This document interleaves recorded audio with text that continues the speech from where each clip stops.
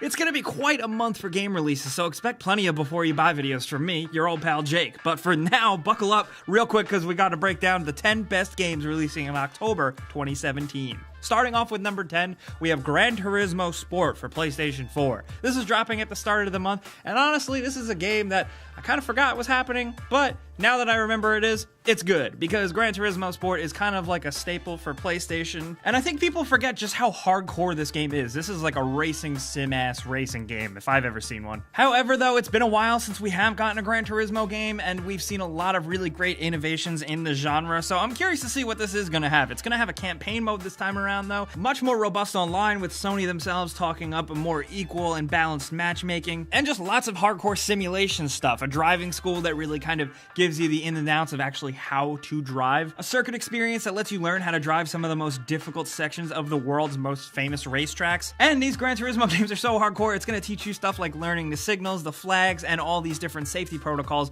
when racing. So if you want that, if you want a really, really deep racing experience, hopefully Gran Turismo Sport lives up to its name. But at number 9, we have Fire Emblem Warriors, releasing on October 20th for Nintendo Switch and 3DS. And if you're on the outside looking in, all you really need to know about this is that it's once again a Dynasty Warriors spin on a Nintendo property. Like last time merging Zelda and Dynasty Warriors to make Hyrule Warriors, I'd say that worked out pretty damn good, and Fire Emblem Warriors is shaping up to be pretty awesome too. Judging from what we have seen of it so far, it seems like it does a good job of merging gameplay elements important to both Dynasty Warriors and the very complex Fire Emblem games. The way it's set up this time around, it's a new kingdom with multiple Fire Emblem characters from different games coming into one shared universe. Think of it kind of like how they handled the mobile game Fire Emblem Heroes. It's kind of like that. But with this, it's way more killing, and you finally get to see your badass favorite Fire Emblem characters be badass. You get to play people like Corrin, Marth, Xander, and a bunch of others, and there's a lot of different things you can do. You can combine their abilities to become one devastating attack force. You can unlock new moves, use different weapons, unlock different heroes, and there's also amiibo support, and I think that's actually a big plus. It looks like a ton of fun, but we have to wait towards the end of the month, so here's hoping it lives up to both the Fire Emblem and Dynasty Warriors names. But at number 8, we have WWE 2K18, a series that, since this new generation, has kind of been remaking itself from the ground up. And 2K17 last year, I did a before you buy on it, and it seemed like it was starting to get into swing of things with way more modes. And 2K18 is going kind of to the next level with a completely new graphical engine, and something that I'm not gonna lie, I'm really excited about. The previous games, you played with 6 wrestlers at once. Now you can handle up to 8 wrestlers at once in a ring. The Royal Rumble match mode has been retooled too, with like new mechanics, different finishers, and elimination sequences, and they're bringing back a carry system that we really haven't seen done very well since the late 2000s, where you can pick up a dude or drag him around and place him where you want him in a specific spot in the ring. That sounds like that's not a big deal, but that's something that's been sorely missing from this series. You could kind of set up a guy, but it just didn't work right, and now I hope they really got it right. But along with that, expect the normal sports game upgrades like a deeper character creation, the create a match feature from 2K14 is coming back, and a bigger and seemingly more stronger and fleshed out career mode. Wrestling games have always been guilty pleasure games of mine, so I'm really hoping that 2K18 kind of restores the genre to its former glory. But time will tell. We'll have to figure it out when it drops for all the consoles on October 17th. And at number 7, we have South Park: The Fractured Butthole coming out. I just say butthole, I'm sorry. It's the Fractured Butthole, but however you want to pronounce it, one thing should not be ignored, and that's the fact that the last South Park game, The Stick of Truth, was actually a really good, funny, well-written, and well-designed RPG-style game. And South Park: The Fractured Butthole, facing a bunch of delays like the previous game, actually seems to be shaping up to be pretty awesome. Things are changed a little bit. Now it's not medieval fantasy kids playing around. Now everybody's trying to be a superhero, so you get to pick from multiple different superhero classes, create your own character, now between a boy or a girl, and set out with the rest of the South Park kids and do shenanigans. The battle system does look to have a little bit of a different feel to it. It's more of a grid-based thing this time around, but the main flow is the same. You're going to explore these places, you're going to talk to characters, and you're going to experience actual good South Park writing and scenes, because the creators Matt Stone and Trey Parker really kind of actually have a passion for this stuff, and it showed with Stick of Truth, and I really hope it does with The Fractured Butthole. Whatever though, we'll know for sure when it drops for the consoles on October 17th. But at number 6, we have Forza Motorsport 7, a racing game based around Xbox that I was lucky enough to get my hands on at a couple of preview things, and it seems like it's shaping up to be pretty damn solid. As someone who really kind of enjoys the more arcadey style stuff of the Forza Horizon games, Forza Motorsport 7 seems to finally find the perfect blend of gameplay between the more arcadey Horizon games and the motorsport games that are way more technical and simulation based. Not only that, but from the looks of it, 7 seems to really have the most fleshed out career mode with progression and stuff like that. It does seem like they're doing stuff with loot boxes, which I don't like, but otherwise you get a highly customizable racer, you get tons of different cars to buy, customize, and collect that actually goes to a collector ranking that you can level up. And I think it's worth mentioning too, the game, when it does drop on Xbox One X, which we still don't really know how that's going to be, it's going to play at 4K 60 FPS, which is something that's kind of a big deal for a console. Maybe you're not the biggest racing game fan, but I think the Forza series, whether it's the motorsport games or the Horizon ones, are the best entry-level ones because they find a really good balance. And like I said, Forza Motorsport 7 seems to do this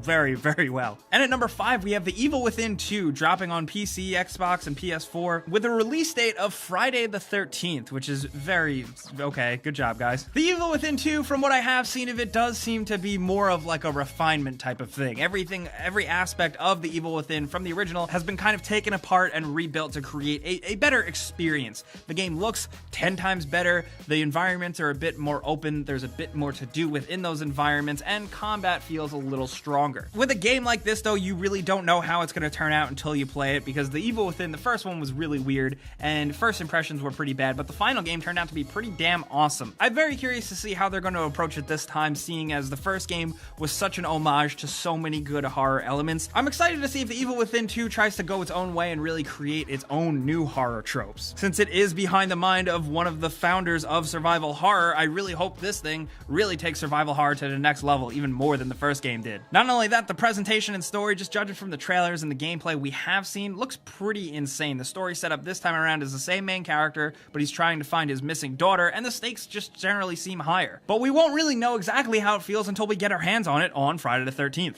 Next up at number 4, we have Middle-earth: Shadow of War, a game that recently we've been seeing a lot of. If you guys pay attention to the online community, they've been dumping tons of stuff, lots of info about this game, and I'm very curious because the original Middle-earth: Shadow of Mordor was one of my favorite games the year it released. It was really, really awesome. It was good for Lord of the Rings fans, and it was just fun to play. Shadow of War looks like it amps everything up to 11, which may almost be too much of a good thing. Now there are so many systems going on with sieges and managing your own orcs and taking down Nemesis system enemy orcs. There is just so much going on, and when you watch a gameplay video of this, it's a lot to take in. Not to mention there has been a lot of controversy with the game having all kinds of DLC stuff that's pissing people off. But honestly, when it releases and I get my hands on it, I really just hope I get the same feeling I did when I played the first game, because it was really good to kill orcs, the combat system was strong, the world was interesting, and I hope in Shadow of War, all these new systems that they tack on top of the game doesn't detract from the experience, and just kind of makes it all stronger, you know? I'm very excited as a Lord of the Rings fan and a fan of the original game, and we don't have to wait too long for our questions to be answered because it drops on October 10th.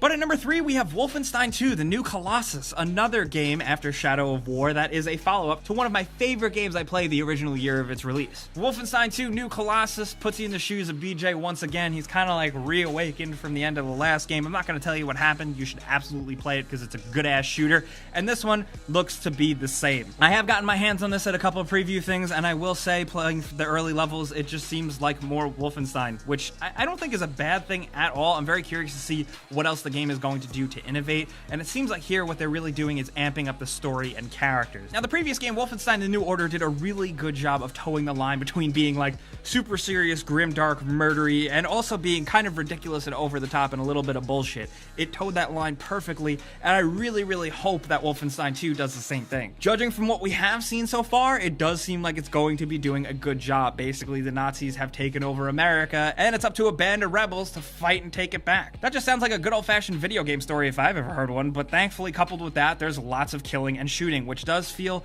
pretty much the same. Wolfenstein games are challenging and awesome, and I'm really hoping that Wolfenstein 2 New Colossus really lives up to that name. We'll know for sure when it drops October 27th. And at number 2 on our list, we have Assassin's Creed Origins, because all of the guys here at the GAMER.X office are actually really big Assassin's Creed fans. Despite the series having a lot of problems and kind of losing its way, the fact that this game took a year off between the annual Assassin's Creed release thing to kind of hone everything in and make a new game from the ground up has us really excited. This one takes place in ancient Egypt with the main character Bayek looking super badass, with lots of new changes and things actually are kind of stripped away that you normally expect from an Assassin's Creed game. But while some things feel different and some things are streamlined, we do get a really massive world here with a lot of different elements going on and side stories and side quests that actually seem interesting, like they gave a damn when they made them. They always say it like the marketing speak, they always say this is the most ambitious game yet in the series, but Assassin's Creed Origins actually looks seriously like the most ambitious game. Now, with it being so ambitious, it could completely crumble and fall apart, and I don't know. So far, what we have seen,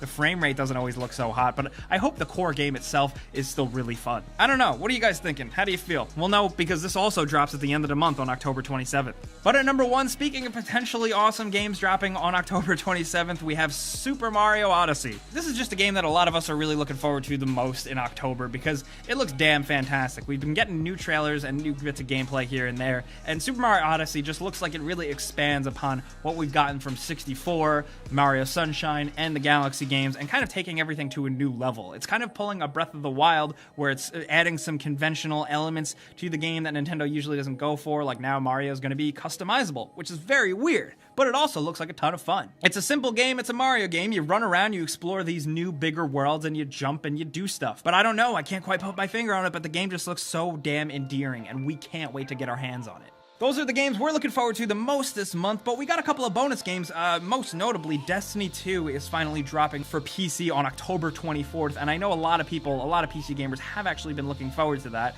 We also have a game called X.GAMER. It's like an RPG open world style game that we have talked about on previous lists before, but we're also getting the remastered Age of Empires Definitive Edition on PC and Xbox One that, as someone who did love playing those types of games, I am jumping in head first. And not only that, last but not least, if you're still looking for something to play on your 3DS, you got Mario and Luigi Superstar Saga plus Bowser's Minions dropping on October 6th. But like I said, those are the games we think you should look out for in October. There are some more that didn't make the cut. It's just that much of a jam-packed month. So we do want to hear in the comments what games you're planning on picking up in October. We made a list, and now if you got a list, maybe it's a top 5, a top 10, a top 2, whatever, leave it in the comments. We want to hear it. I'll be down there talking to you guys, but if you got anything else for me, hit me up on Twitter, Facebook, and Instagram at Jake Baldino as usual. But you guys know the deal. Clicking the like button does help us out over here. We really appreciate it, but subscribing if you're new is good too, because we get stuff like this all the time. So, as always, thanks for watching.